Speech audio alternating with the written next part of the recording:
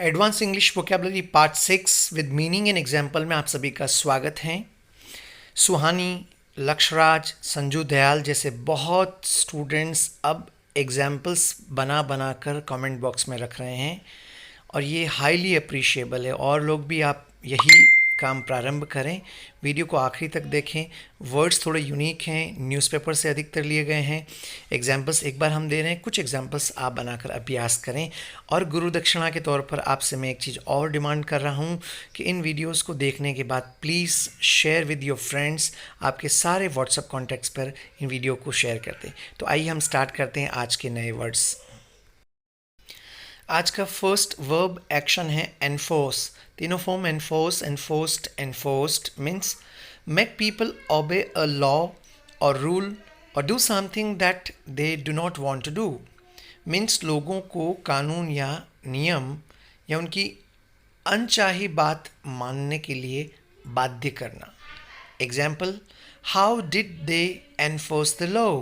उन्होंने कानून को बिना इच्छा से कैसे मानने के लिए बाध्य किया। तो ये एक एग्जाम्पल था एनफोर्स के ऊपर। मैं उम्मीद कर रहा हूँ कुछ डिलिजेंट स्टूडेंट की तरह आप सभी सेंटेंस बनाकर कमेंट बॉक्स में ज़रूर रखेंगे। तो चलिए हम आज के दूसरे वोकैबलरी वर्ड की तरफ। गाइस, सेकंड वोकैब है कॉम्पनसेट। तीनों form compensate, compensated, compensated.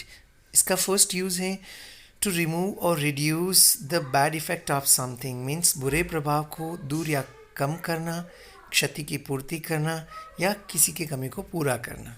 Example, the airline sent me a cheque to compensate for losing my luggage. Means मेरा लगेज खो गया, उसके लिए मुझे चेक भेजा है ना, उस कमी को पूरा करने के लिए एयरलाइंस ने। ये कॉम्पनसेट का फर्स्ट यूज़ है। एक और यूज़ जो शायद आप में से अधिकतर लोग जानते होंगे, लेकिन मैं हमेशा कहता हूँ जानना एक अलग बात है और लगातार उन वर्ड्स को यूज़ करते रहना, प्रैक्टिस में रखना, वो बिल्कुल डिफरेंट है। तो प्लीज़ प्रैक्टिस करें, सिर्फ इन शब्दों को जान के नहीं छोड़ें, नहीं तो आपको लगेगा कि ये वर्ड 5 दिन के बाद आपको वापस अनजान सा लगेगा। सो गाइस, डू प्रैक्टिस, आप भी सेंटेंस बनाएं।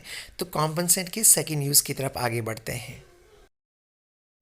वैसे सेकेंड यूज़ में कोई ज़्यादा डिफरेंस नहीं है, आप पहले यूज़ से भी इसको लिंक करके समझ सकते हैं, है ना। कॉम्पेंसेट का सेकेंड यूज़ है टू पे somebody money because you have injured him और हर और लॉस्ट और डैमेज्ड हिज और हर property.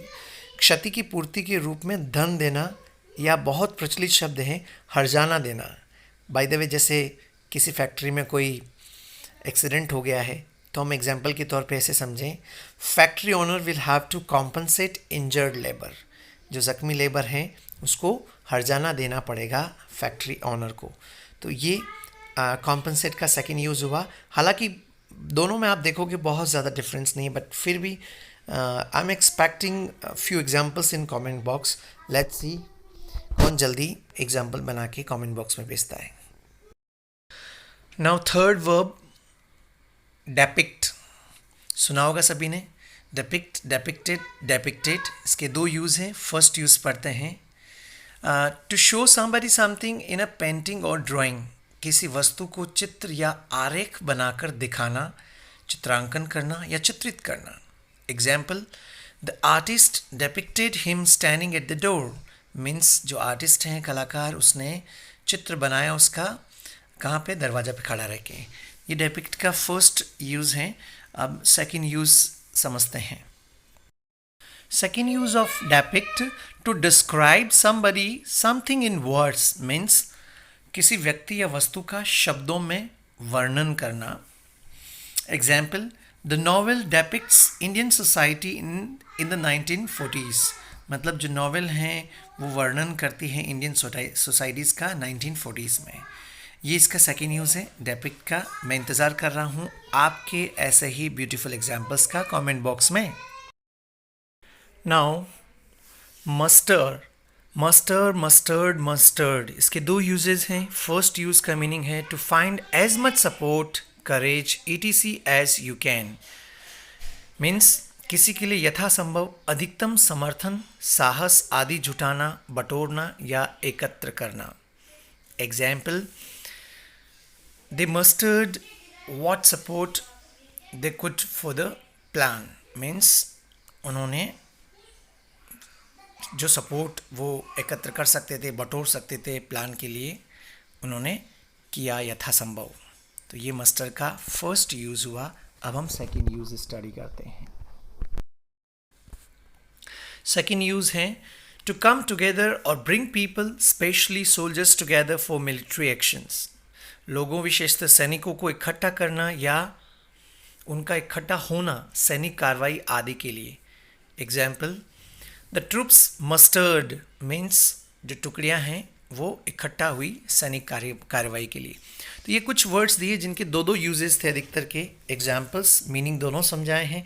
Now I am expecting examples from your side guys in comment box. और फीडबैक भी आप देते रहें.